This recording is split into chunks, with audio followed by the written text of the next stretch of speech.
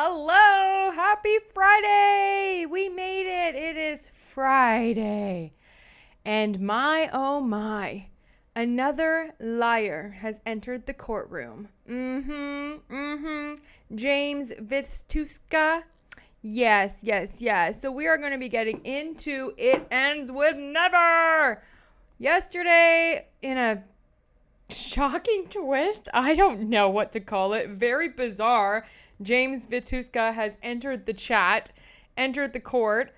We're going to get into all of that because now, wow, surprised that Blake Lively and her counsel just had a letter waiting to address James Vituscka. Ding, ding, ding. Working together much? Leslie Sloan got to you. It's so obvious. And before the Wayfarer people have their turn at you, James, let's try it here first, okay? You are in frame with Mandy Magnan.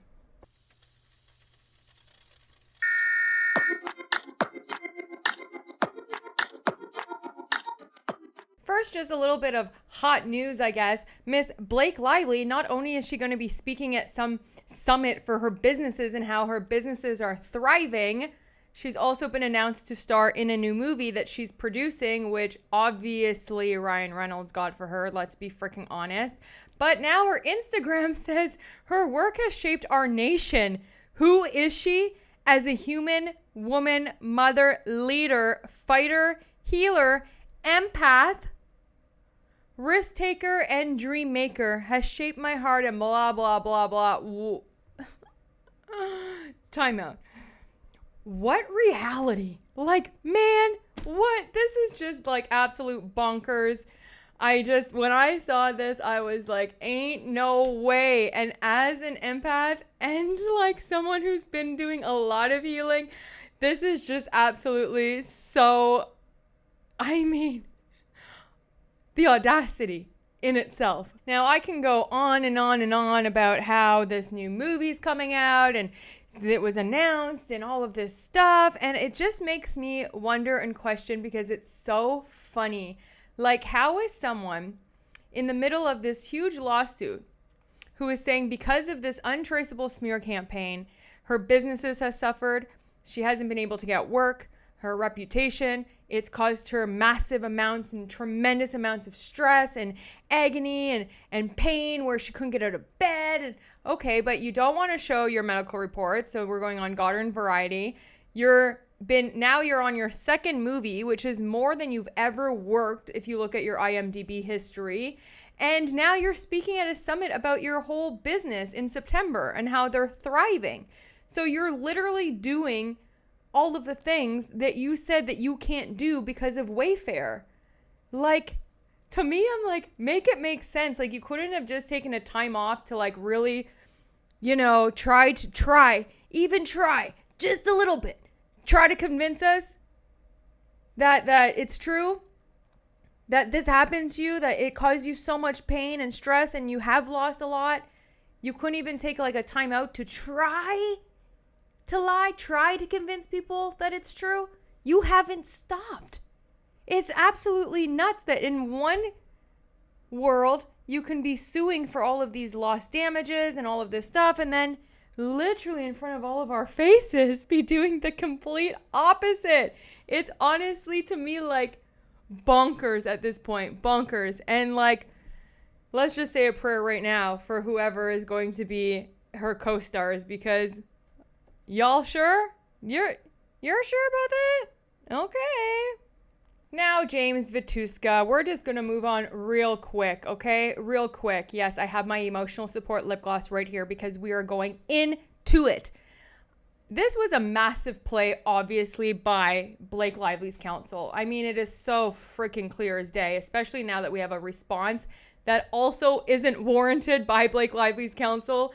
James Vituscka re-entering the courts and filing this, to me, is like so absolutely insane because it's like, okay, let me just try to piece this all together because my mind is racing after reading this letter from Lively. Okay. What are you guys doing? Like, what are you doing? It started with Blake Lively, right? We would have never known all of the horrendous things she did on set. From the wardrobe, to taking over the movie, to not showing up to go to Taylor Swift's concerts, to people literally, the producers and editors, not liking her, not vibing with her, to, having composers replaced, editors replaced, kicking them to the basement, bringing maximum effort in. Nobody would have known all of these horrendous things.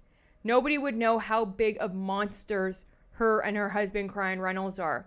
Had she just went on her merry way, which she was totally fine to do during the whole PR. So don't say, oh, it's because, she suffered sexual harassment, she couldn't just move on, da-da-da-da. She was fine during the entire phase 2. She was totally fine in the edit, taking over, demanding to be in the edit room until she was able to lock them out of it. She was fine. And she was extra Gucci, extra fine during the entire PR. Okay? But because her reputation didn't do so well, it took a few hits because people were like, where's Justin Baldoni? Where's the director? Where's the filmmaker? Her and her husband underestimated the love and the power and the reach that people have for Justin Baldoni and Wayfair. And she thought that she could just come in, swoop it up, wash people's hair, sell her alcohol, all while promoting a film about domestic violence. When that didn't work, Ryan Reynolds didn't know what to do because he's a PR genius, maximum effort. He twists everything. He's been manipulating and twisting stories for companies for a long time. Okay? So he was all confused, like, I don't know, this isn't working. Okay, well, we'll just twist it again. We'll find anything and everything we can to put this on the Wayfair people. We'll sell the story to the New York Times. It'll come out, bada bing, bada boom, all the Me Too's, all the Taylor Swifts, all the women, everyone will be on your side. Hasta la vista, Wayfair. But that's not what happened. And now we found out everything. And if I had been Blake Lively, knowing how I treated these people, knowing the receipts they must have, knowing all of the emails and the text messages and those 14-page text messages that are wild, I would have zipped it and kept the train moving. And then when another simple favor came out, I would have started promoting my products again. I would have, did that whole thing. We would have never known. And now James Vituscka, you're coming in here hot like you have nothing to hide.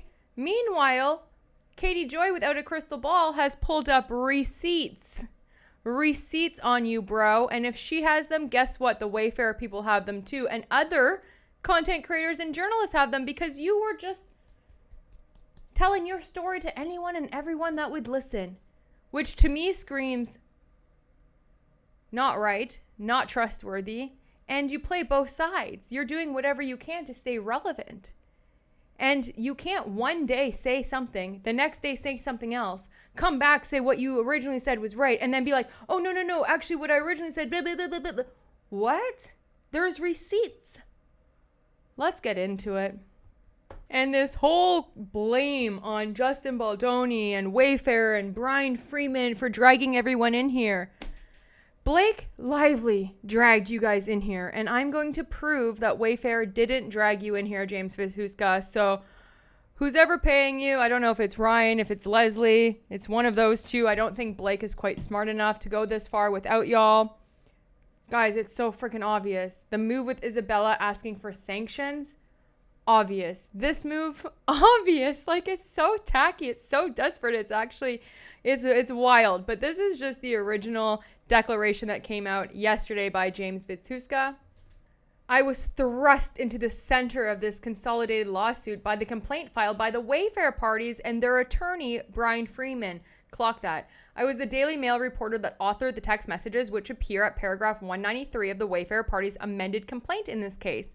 I signed a declaration that was submitted to this court on June 5th by Leslie Sloan and Vision PR. While true, the initial declaration did not include everything I wished to say. Before signing the initial declaration, I repeatedly raised to my former employer at the Daily Mail that I wished to provide additional information and evidence. However, the Daily Mail did not allow me to do so in or with my initial disclosure. However, the Daily Mail did not allow me to do so in or with my initial declaration. The initial declaration was prepared and presented to me under intense pressure. The attorneys who purported to represent me in drafting the initial declaration were appointed by my then employer, the Daily Mail. I was implored to go along with the draft and legal framing under threat that failure to cooperate would jeopardize my job and legal standing. That document appears to have been part of a coordinated effort to sanitize and reinforce a falsehood. While my initial declaration itself was not false, it did not tell the whole story. I have since been terminated by the Daily Mail after filing a whistleblower report regarding my initial declaration. I believe my termination was retaliatory, tied to my whistleblowing. I have since retained new counsel. Yeah, you've retained new counsel 3 times. You're on your 3rd counsel. It's strange, but maybe you were let go because you badmouth clients to other clients. You're on the phone with Melissa Nathan talking smack about Leslie Sloan, and then you're over there with Leslie Sloan talking smack about Melissa Nathan. And then you're texting Brian Freeman counsel when I think what you should have done was inform your employer about, being brought in and lawyers are trying to contact you and stuff like that. So I don't know. Having severed tied with the Daily Mail, I wish to further explain my communications with Leslie Sloan, Melissa Nathan, and Brian Freeman. I believe that sharing the full context of these communications is necessary for the court and the public to understand the truth. In both the original and amended complaints filed by the Wayfair parties and Mr. Freeman, I am described as having said that Leslie Sloan, Blake Lively's longtime publicist, told me that Miss Lively claimed Mr. Baldoni had sexually assaulted her. That allegation is false. I never heard Leslie Sloan make any such statement whatsoever, and I never said she did to anyone. Clock this, okay? Keep it in here. He's saying that he never said that. Okay? He said, I never heard Leslie Sloan make any such statement whatsoever, and I never said she did to anyone. Clock it. In my initial declaration, I said that I was the Daily Mail reporter that authored the text messages that appear at paragraph 193 of the Wayfair's amended complaint in this case. I said my use of the term sexually assaulted in those text messages was a mistake, and that I meant to say sexually harassed. I also said that Miss Sloan never told me that Miss Lively was sexually harassed or sexually assaulted. I stated that the Wayfair parties and their counsel did not consult me about what I meant by my use of the term sexually assaulted in the text change. Why should they? You said it. Would they need to be like, I'm so sorry. Can you please explain to me further what you mean by sexual assault? What? I believe the impression that was left by my initial declaration was that I mistakenly told Miss Nathan and Mr. Freeman that Miss Sloan had told me that Miss Lively was sexually assaulted. This is not accurate. What the initial declaration did not convey is the following important additional detail. I expressly told Melissa Nathan and Brian Freeman in text messages on December 25th that Leslie Sloan never told me that Miss Lively was sexually harassed or sexually assaulted. My text message exchange with Miss Nathan and Mr. Freeman is attached. Oh boy, and we're going to look at it, okay? Yet I have come to understand that the Wayfair party's defamation lawsuit against Miss Sloan and Miss Lively was based in part on the allegation that Miss Sloan told me that Miss Lively was sexually assaulted by Mr. Baldoni. What does it matter when that has been dismissed now for so long? Like, what do you do? What was your point? What are you doing here? The case is gone, out the window. Like, Leslie Sloan isn't even a part of this anymore. This is bonkers that this man just appeared to spill some tea. And it's obviously because, which we will get into, Lively wanted him to. They have him. They got to him. I was shocked when I learned that these allegations in the amended complaint were based on a statement that was never made, after I'd been very clear about that to both Miss Nathan and Mr. Freeman. To summarize, unequivocally, Miss Sloan never told me that Miss Lively was sexually harassed or sexually assaulted by Justin Baldoni or anyone else. Melissa Nathan and Brian Freeman knew this as of December 25th. So he's saying, unequivocally, he never said that. He never said that.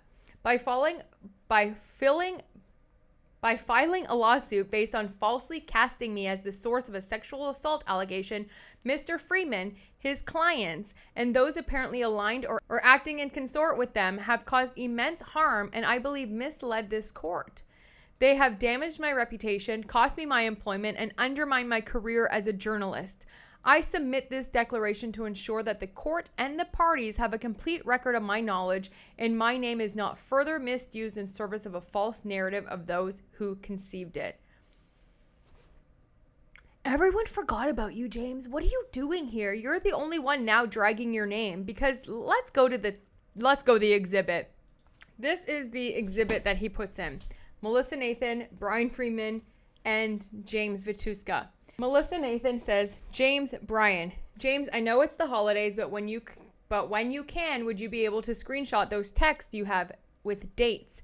Anything you have is helpful. Thanks you times 1,000. Brian Freeman says, thanks, Melissa. Brian Freeman. Brian Freeman says, I really appreciate it, James. James says, Brian, it will be easier to send you the screen recording of our conversation, which I scroll through slowly in the conversation. You can see that Leslie bashes Melissa, tries to get me to say that Melissa was planting stories in bad-mouthing Blake. She also goes off calling Steph Jones a liar. Stephanie motherfucking Jones.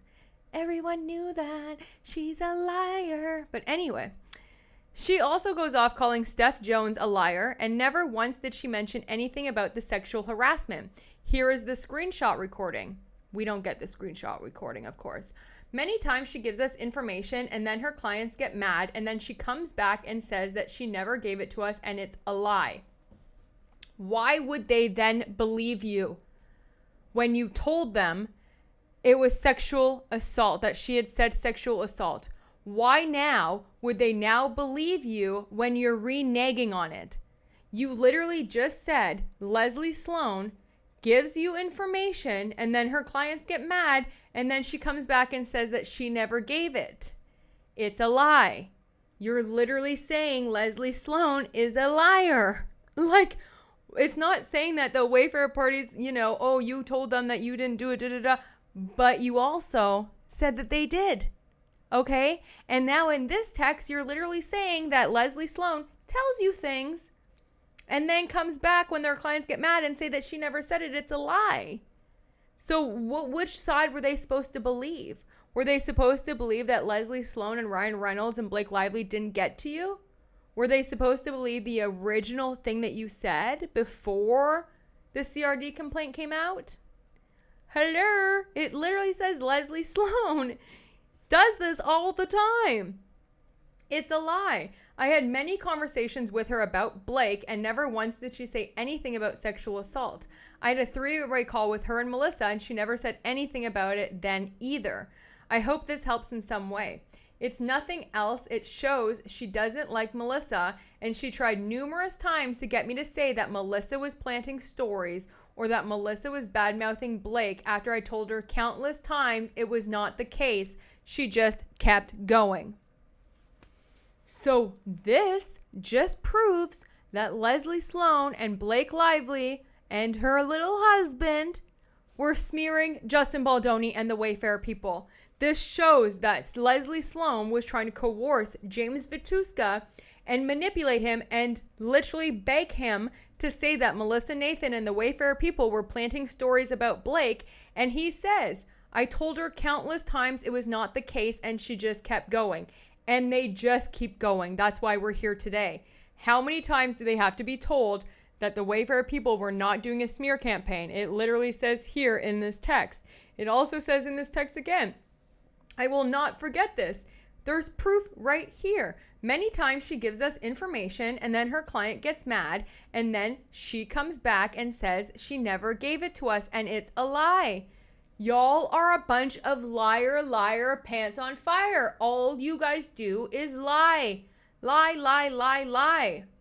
Then Melissa Nathan says, I'll call your boss. She's a piece of work.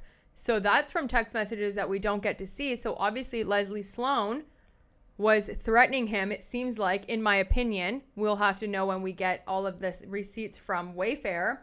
Thank you so much. I appreciate this more than you know, and I appreciate that you are blah, blah, blah, blah, blah. And now I just want to go back to James Vituscka because he said a couple of interesting things here. For example, I also said that Miss Sloan never told me that Miss Lively was sexually harassed or assaulted. In both the original and amended complaints filed by the Wayfarer parties and Mr. Freeman, I am described as having said that Leslie Sloan, Blake Lively's longtime publicist, told me that Miss Lively claimed Mr. Baldoni had sexually assaulted her. That allegation is false, etc., and blaming the Wayfarer people for naming James Vituscka. Don't play with me, James. Don't play with me, okay? Because I've read this complaint back to front so many times, okay?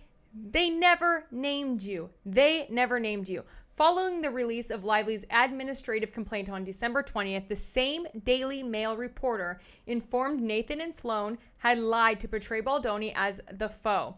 Yet still, Sloan escalated the false narrative by telling the reporter that Blake was sexually assaulted, an unsubstantiated accusation that not even Lively had gone so far as to claim, designed to destroy Baldoni and his reputation. See how it's redacted and it says the Daily Mail reporter? The Daily Mail reporter. She said the whole cast hates Justin. That has nothing to do with Blake. And now she's saying that Blake was sexually assaulted. Why wouldn't she say anything about that then? She knows she is full of shit. She told me that the whole issue was that everyone hates Justin. Nothing about Blake and Justin. She said it has nothing to do with Blake. Bullshit. What were they to believe? What you said then?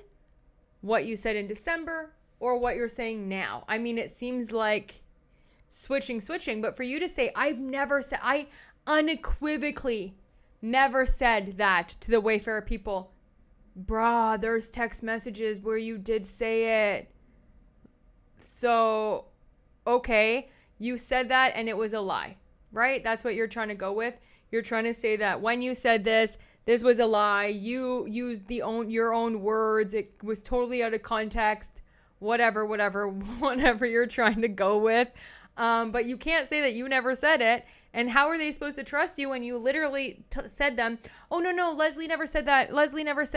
But, Leslie lies all the time. She gives us all this information. And then when her client gets mad, she comes back and tells us that it's not true, that she wasn't the one to tell us, when we know for a fact that she was the one to tell us. Because she's a liar. And now you're a liar too.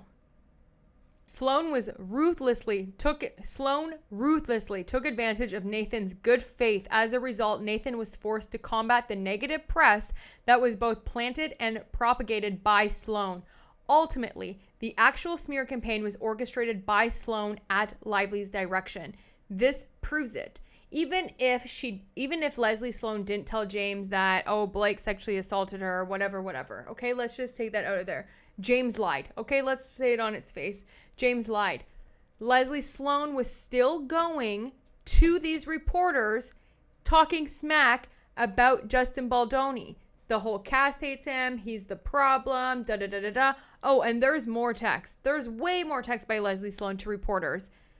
We're going to get into it.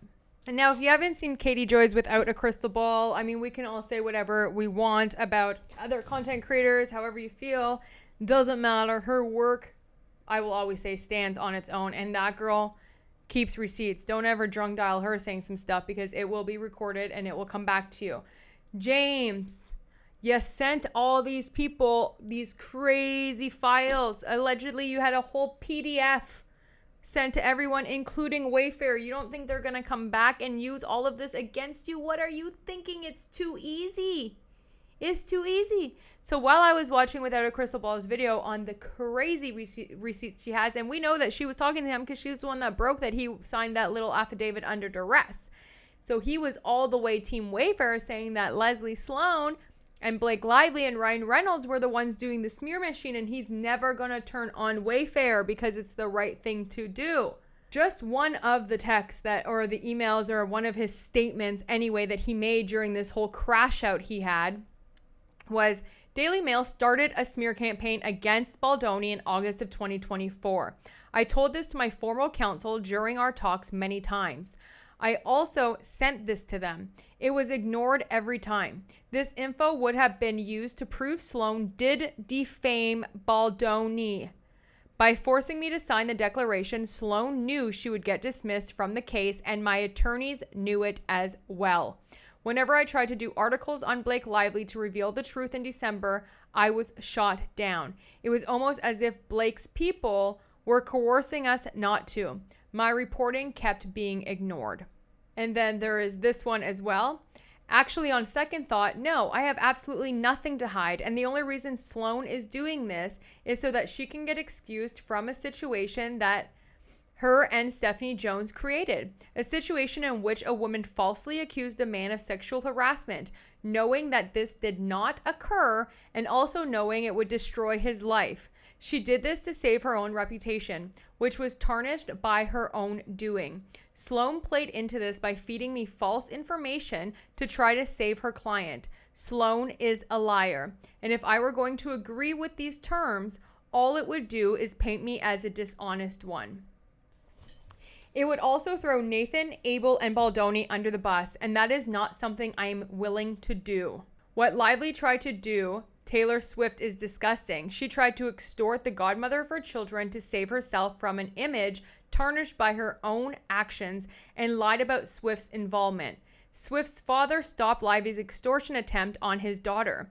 I wrote this exclusive this week. Swift's rep, Tree Payne, is my source. I am very close with Tree. It will all come out in the wash. In the end, I need to be on the right side of history. I value my integrity. So if the next step is deposition, let's do it. My, oh my, have things changed, huh, James? So very quickly. I wonder how that happened. Then there is this, written by James Vituscka himself. Sloan tried saying that she was losing clients all over this ad. I was forced to put together a story on how she isn't, adding in that she started all of this. Here is Leslie Sloan, taken from a variety of people. Leslie is not losing any of her clients. If she decides to part ways with Blake, it is Blake's decision. To end her situation with Blake would imply that Blake is at fault and Leslie loves Blake very, very much. She feels bad that this is all happening because Blake has worked so hard on herself and her brands to get to this point. With her films, and this has not happened, it would not have been one of the biggest years of her career. But Leslie's remaining clients are lifers. They know who she is, all she has done for them, and they would never leave her. Leslie wants out of this for one reason alone. She does not want to go broke. Her divorce left her at the end of her rope, and she has suffered a lot of financial loss around this. Leslie Sloan has remained one of the fiercest and notable publicists in Hollywood for years. She has represented huge stars and has let them go when she finds that she is unable to work with them anymore. Jennifer Lopez is one example of her past clients she walked away from. There are several more massive stars she has represented over the years that simply did not align with her vision. This is why her company is called Vision PR. This has been Leslie's vision. She would like very much to be removed from this narrative, but that is not going to happen. Baldoni and Nathan are not going to let her off the hook for something that she started.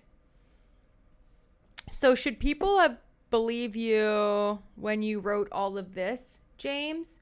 Or should they believe you now? Or should they believe you at the beginning when you said that Leslie Sloan said that he sexually assaulted her? Or should they believe you on Christmas after a couple of eggnogs when you said, no, she didn't say that? When are you telling the truth? Isn't it ironic, don't you think? A little too ironic. Yeah, don't you think? James Vituscka files that out of nowhere letter on the 21st, and on the 22nd, oh, that's what? Lively's counsel already has a huge letter. That is unwarranted, not asked for. No one asked for James to write that to the court. Wasn't needed. And Blake, no one asked you to write this either. Not needed. Don't need it. What are you doing here? Okay? And she even says it herself in the opening. And they really think they did something with this. But I'm going to pull up the exhibit that they posted and right after and just, nah. Y'all are just out here grasping at anything you can. And it's a little obvious, okay?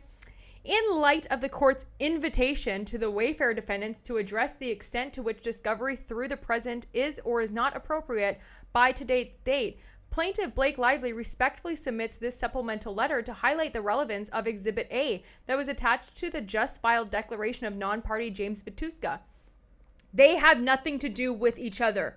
Okay, so what happened? Blake's been filing motions to compel, all of these productions and da-da-da-da. She's saying that the Wayfarer people only responded up until December 20th when she filed the CRD. She wants it to the present. The Wayfarer people came back and were like, look, all of the stuff that she's asking for now is all new things. She never brought this up to us before. Da-da-da-da-da. So then the judge was like, look, okay, you have 2 days to tell me why I shouldn't extend the dateline and all the stuff, right? For the request for productions. They had until today, which they've responded to, for the motion to compel for productions. It has nothing to do with James Vituscka. So the fact that she's even like, well, if they can file a letter today and you gave them notice to file a letter today, well, Daddy, I want to file a letter too. What are you doing? Like, it's just like no one asked for it. But of course, this was all prepared. This was all ready to happen, okay? Can't skip a beat here. Exhibit A is a text communication dated December 25th that shows one of the central claims asserted by the Wayfarer defendants in this case, that Leslie Sloan told Mr. Vituscka that Miss Lively was sexually assaulted by Justin Baldoni, had no reasonable basis in fact. Leslie Sloan, you're not in the case anymore. There's no case even against Blake Lively anymore or her little crying husband, crying Reynolds. This is redundant. It's over. Like, the false allegation was the pretense upon which the Wayfarer defendants sued Miss Sloan, her company, and Miss Lively via an agency theory for defamation.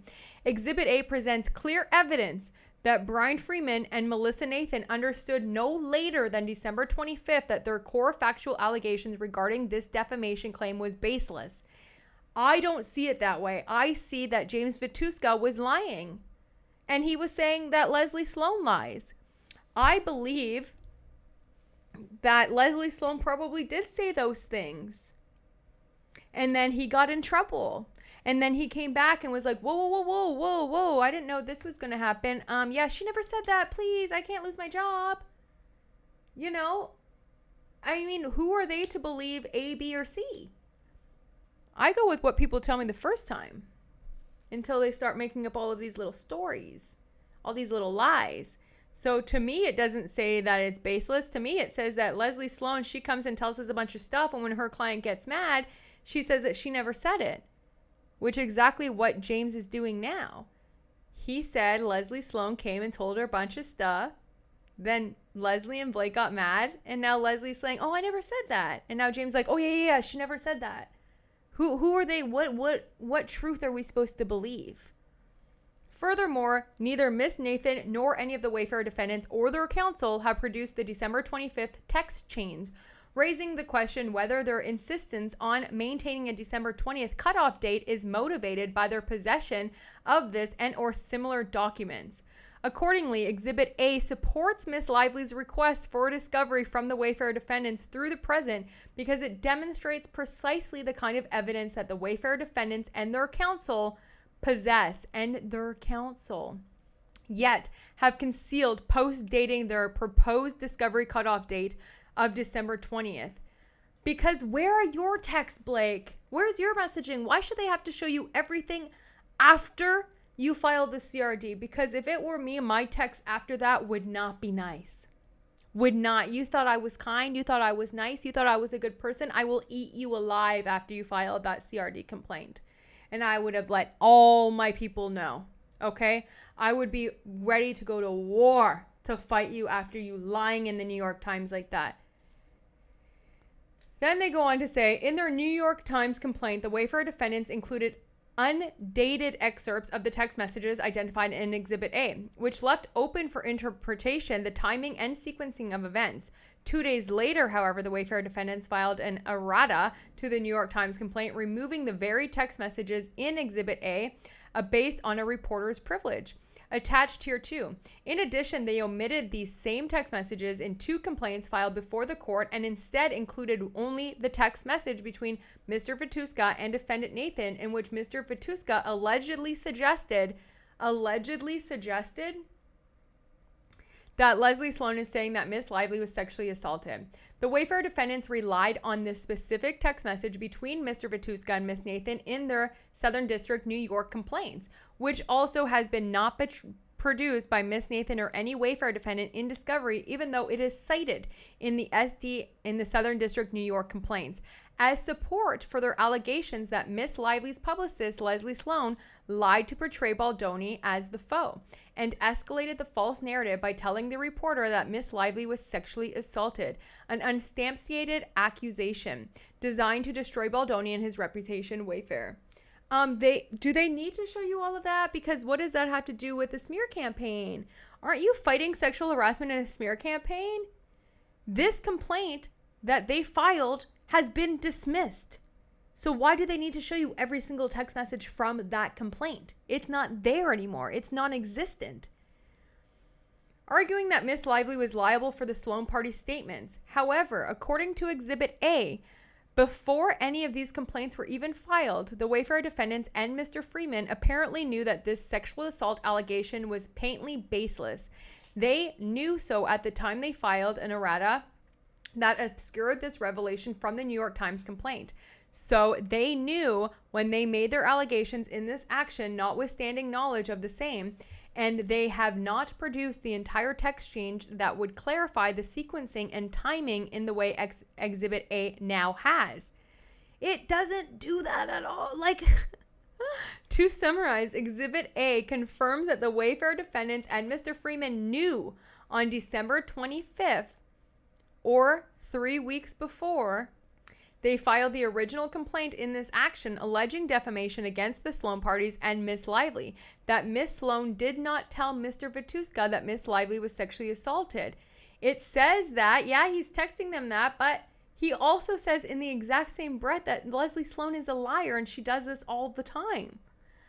Putting aside the many issues that this revelation presents, Mr. Vituscka's text messages with defendant Nathan and Mr. Freeman are exactly the types of communications that Miss Lively sought when she propounded discovery demands not only upon the Wayfair defendants, but also Liner, Freeman, Tailman, Cooley, LLP.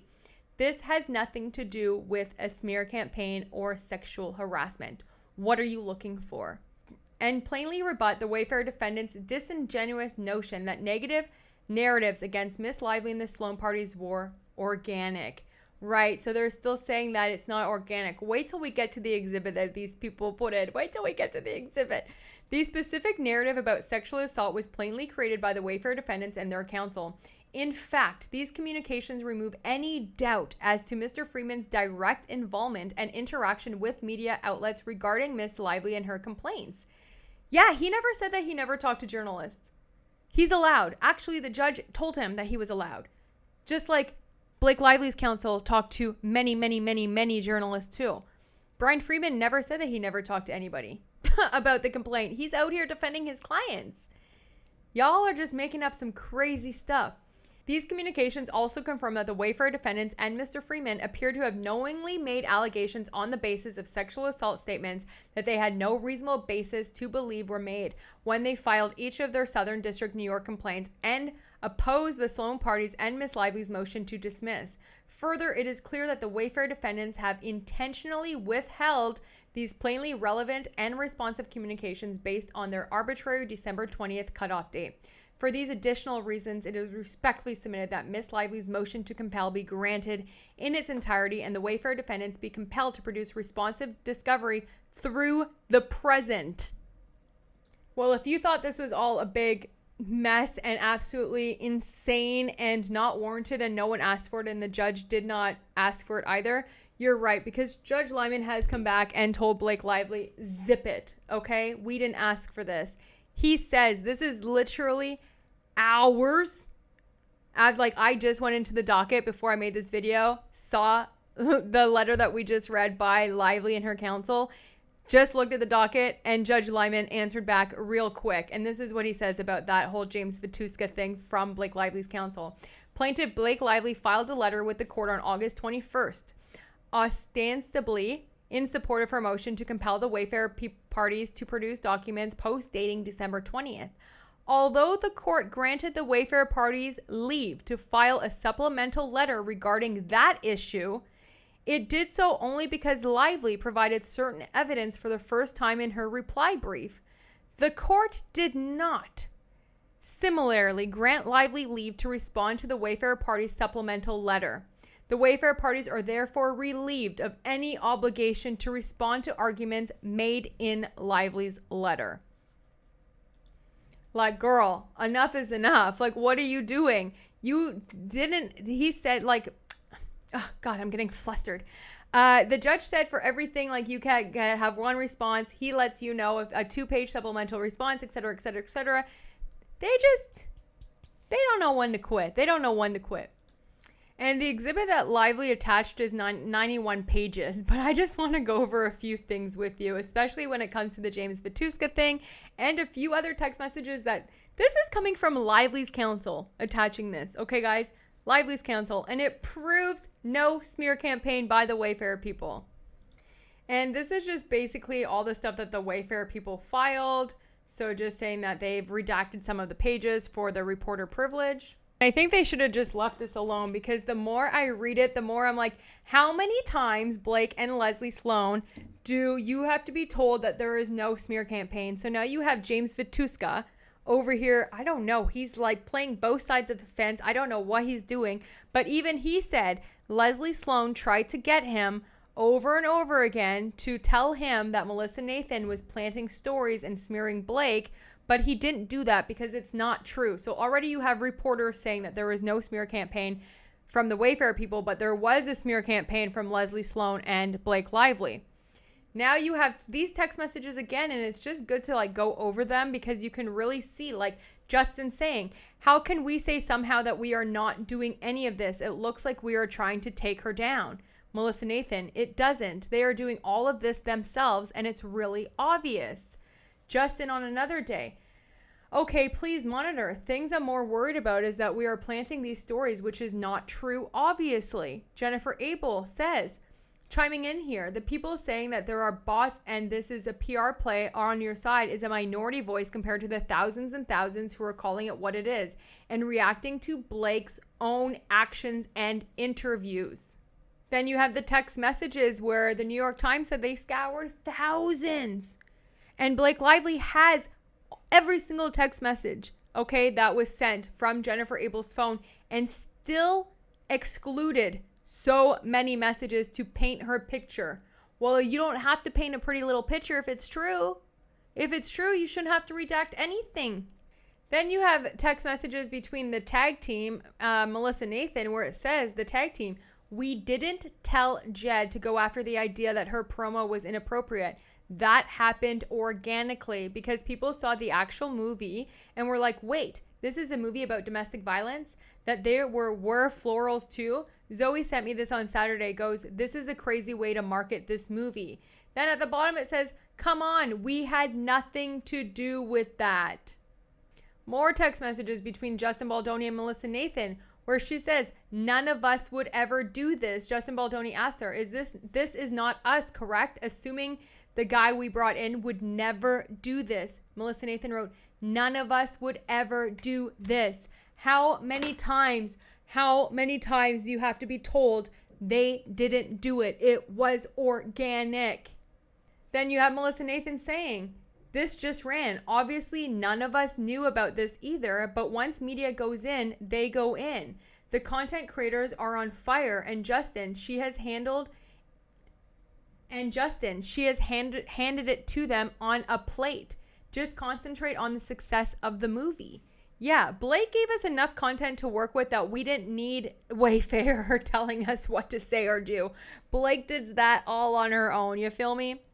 Then you have the tag PR group chat where it says, Blake Lively fearing for her career amid it ends with us backlash. That was written by Daily Mail. We went over that on Wednesday. The tag team wrote, God, I'm so over this. I'm sure Leslie think we placed this one as well. Yeah, she did, because she was doing the same thing to Wayfair, even worse. Then you have here, I mean, there is no dates that I can see, but I assume this is in August, where it says Leslie Sloan, and she is talking to a reporter. Yes, please, as thus info is all wrong. She didn't require script runs, nothing to do with this. She produced the film and got a cut. Her writing is really horrible, guys. I'm going to be real honest with you. What the F is going on? The whole cast doesn't like Justin. Nothing to do with Blake.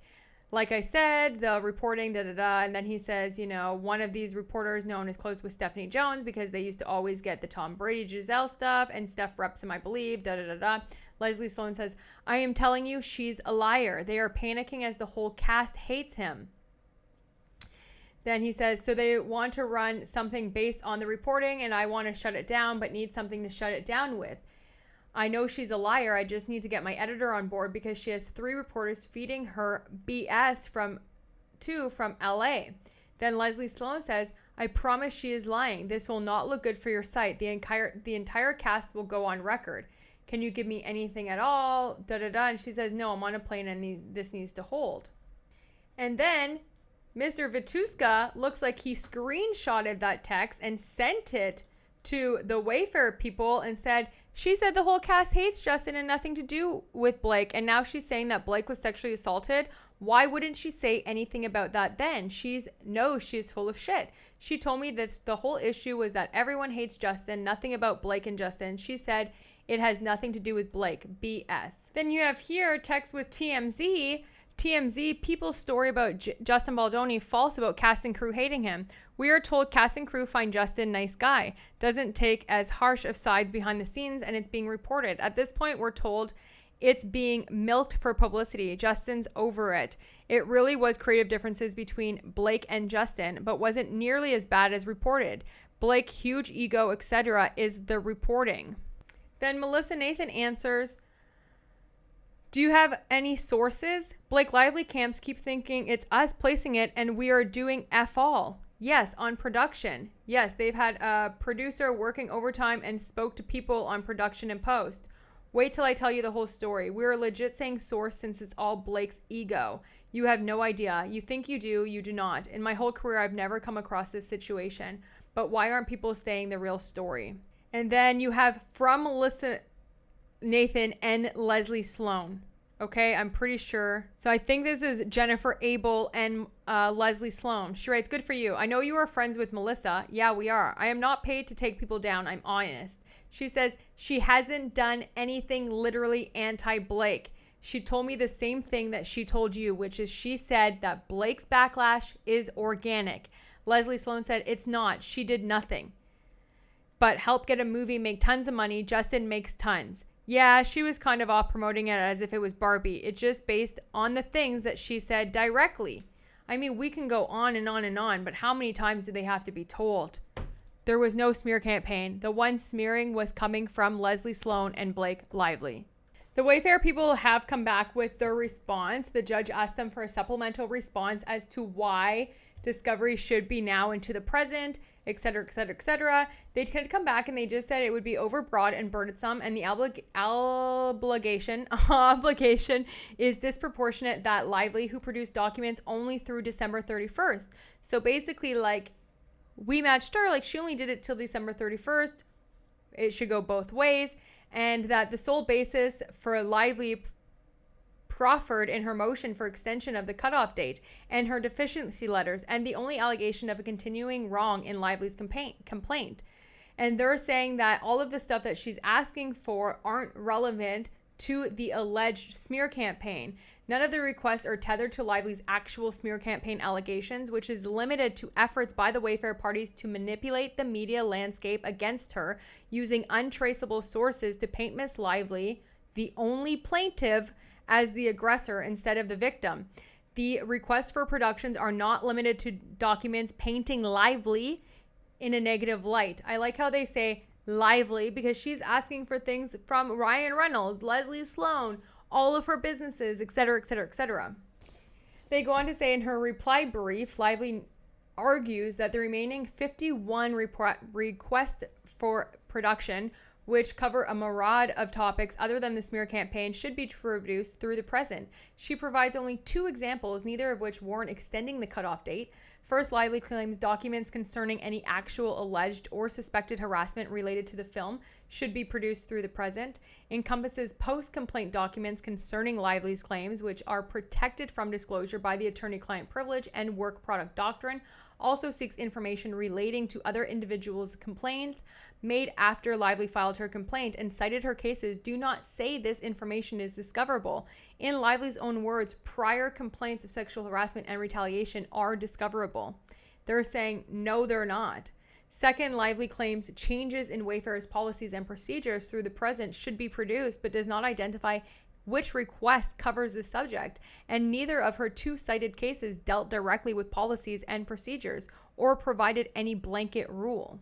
Then they just say, in sum, through the present is not appropriate for any of the specific requests identified. So basically, if you're asking for a request about the ongoing smear campaign and or the sexual harassment, sure, but to get all of this other extra stuff to the present is nuts.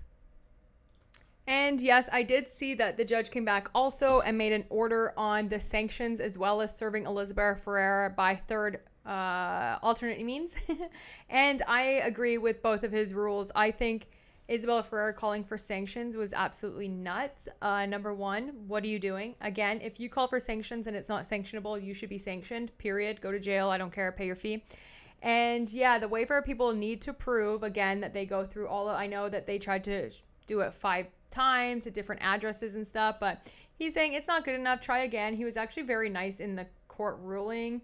Like, I didn't see, like, you know, it just is what it is.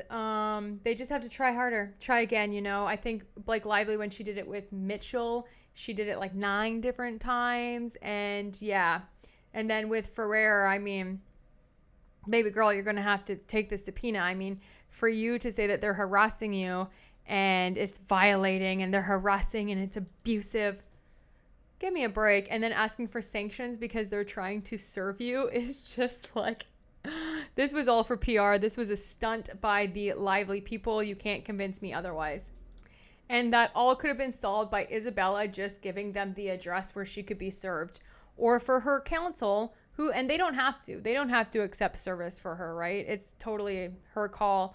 But for her counsel to write that 23-page mess of a job, like just complete hack job of a letter, could have just been courteous and accepted service on her behalf, and or Isabella could have just reached out and told them where to accept service or where to serve her, and bada bing, bada boom. Then she could have filed her motions to quash, her motions for overly burdensome, et cetera, et cetera, et cetera. So, you know, and the judge does say in here as well that, like, they have a right to be subpoenaing you because what they're asking for is different from what Blake Lively was asking you for. So, like, girl, get over yourself, okay? Anyway, it's time. Let's go over some of your comments from this week. Friday, we go over some of the comments that I found interesting or that I just screenshotted or made me think or just, you know, whatever it is that just made me pull them up today. So without any further ado, I have some of your comments queued up. Let's go. In no particular order, but this one is coming from @NickPick1985, where he says, your comment about Brandon is so coincidental because I commented the other day on a video that I think if anyone will eventually break rank and tell the truth, it will be him. And then @A.C3553 says, I hope so. He will save his career and humanity. And I've been thinking about it as well. And I think out of all of the people, I mean, I know Hassan for sure will do the right thing because he actually presented an award to Justin in December and remained friends with him. And I think if anything, Brandon will be the one to flip. It won't be the man beater Jenny Slate, and it definitely now isn't going to be Isabella Ferrer.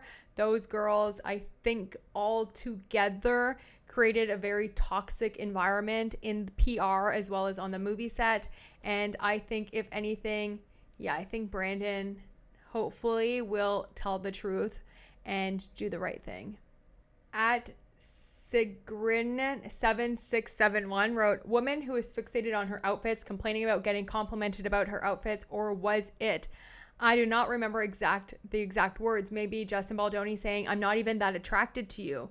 If he even did tell after complimenting that his wife is on set, Or maybe he wanted you to know, definitely, I am not hitting on you, just telling you a compliment about your outfit. 100%. Blake was all about her wardrobes, all about looking good and feeling good, even to the point where in pre-production, she sent him a bunch of text messages asking to change all of the intimate scenes and any scenes that would have close-ups of her body, etc., to be shot at the latter half of recording because she felt insecure. She felt insecure. So Justin just trying to make her feel good or giving her compliments or something. Really? And his wife was on set. Maybe he was just at one point, and I think I've said this a couple of times in other videos where, people take things that you say totally the wrong way to the point where you're just like, yo, it's not even like that. I'm not even attracted to you. Can we focus on the work? Right? Like, get over yourself, please. I'm sure that that's what Justin meant when he said, I'm not even attracted to you. And yeah, his wife was on set a lot of the days, guys. A lot of the days. Blake Lively was on set for 16 days of phase 1.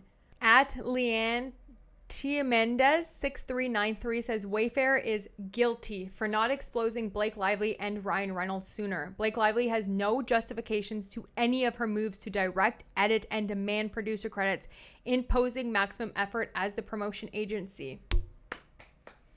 Yeah, I said it once, I said it again. They let that woman get away with so much. In pre-production, if I had an actor and or their partner scream at me and claim I was fat shaming them, Ryan Reynolds berated and attacked Justin Baldoni before cameras even started, before even day 1 of filming. It would have been a wrap. You're done.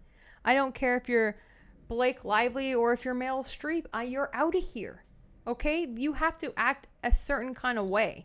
At One Lucky Doe 820 says this man literally did everything he possibly could to keep her happy because he had no effing choice, and it irks me to no end that he is able to take not only his kind nature but the fact that he was in a very tough spot with her and she know it somehow. He did all the power and all he wanted to do was sexually harass the women on set.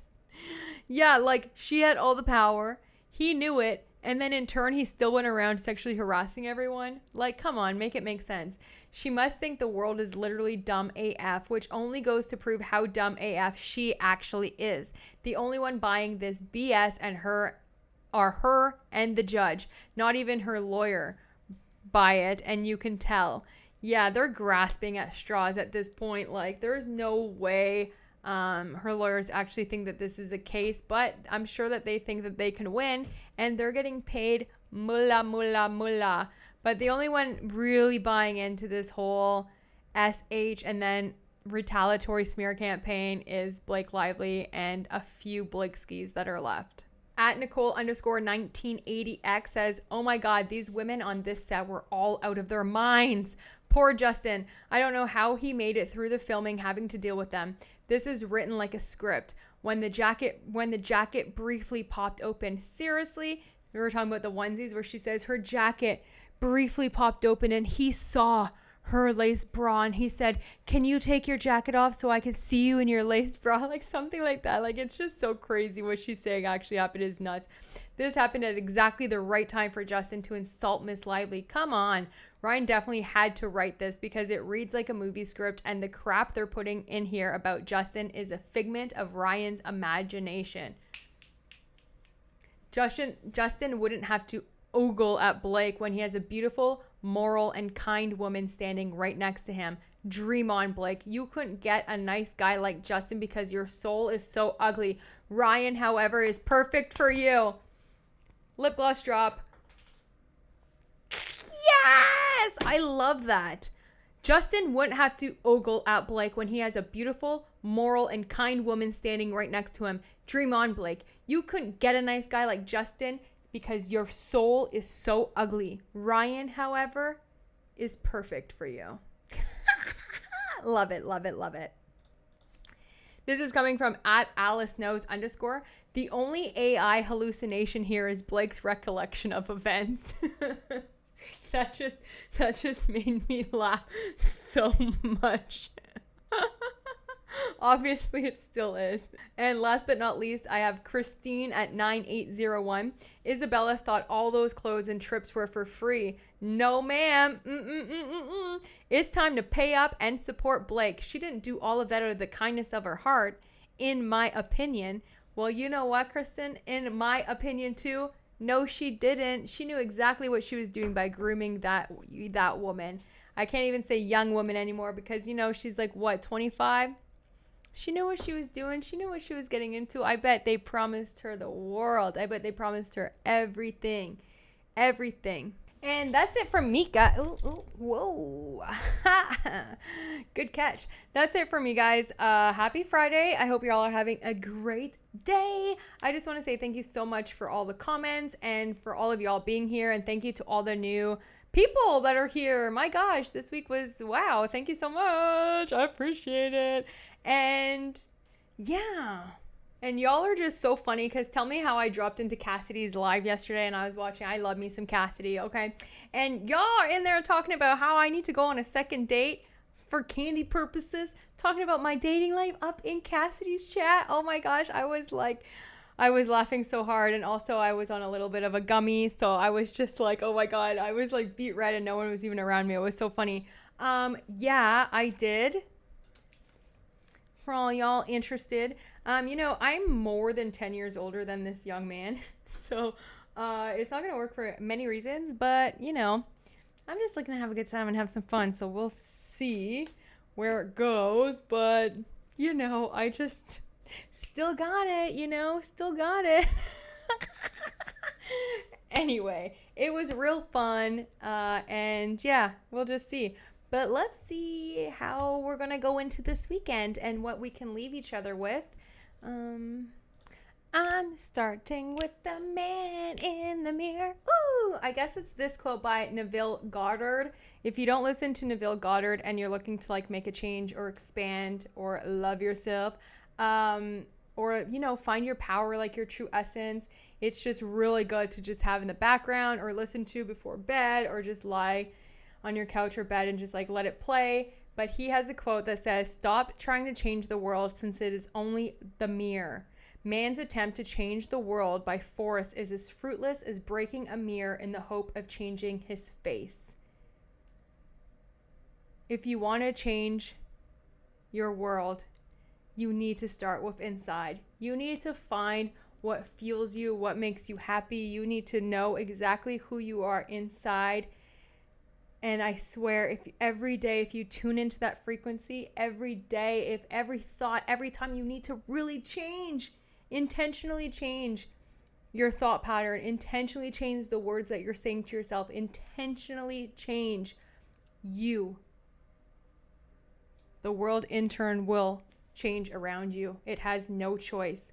But trying to force your way through the world when inside you're not that elevated, you're not radiating, you don't believe it, they're not going to believe it out there either. You really need to change with you. But I just love that. Man's attempt to change the world by force is as fruitless as breaking a mirror in the hope of changing his face. Woo-hoo-hoo. Think about that all weekend. I hope it resonates with you a little bit. And yeah, if you haven't listened to any Neville Goddard, tune in.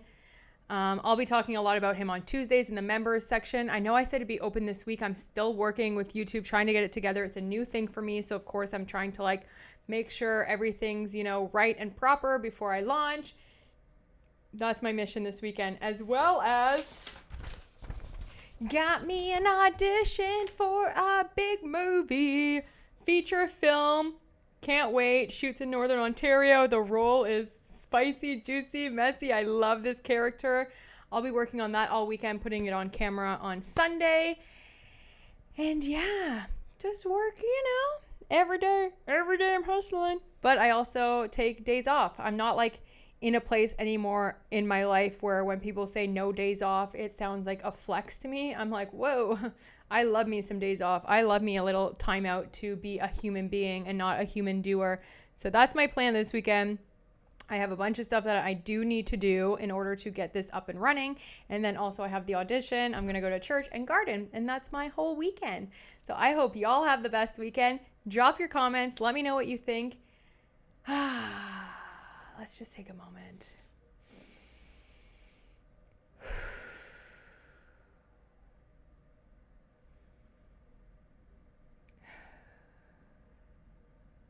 I don't know why that just came to me, that I just needed to like breathe, you know? Anyway, have a good weekend. I'll see you on Monday. I love you so much, and I'll talk to you soon. Bye.